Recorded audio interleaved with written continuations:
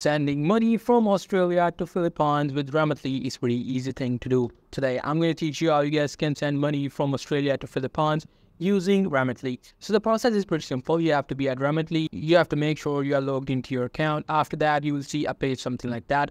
Now here you have to select Australia. After clicking on this icon, you have to select Australia.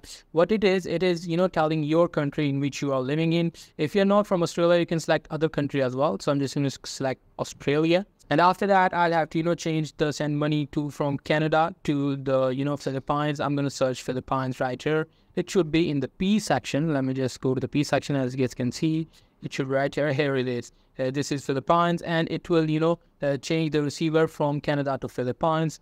And now you just have to, simply, start sending money, start the process. What it will do is it will ask for both of the accounts, the sender account and the receiver account, and it will transfer money from Australia to Philippines. So that's pretty much it. That's how you guys can do it. Hope you guys find this video helpful.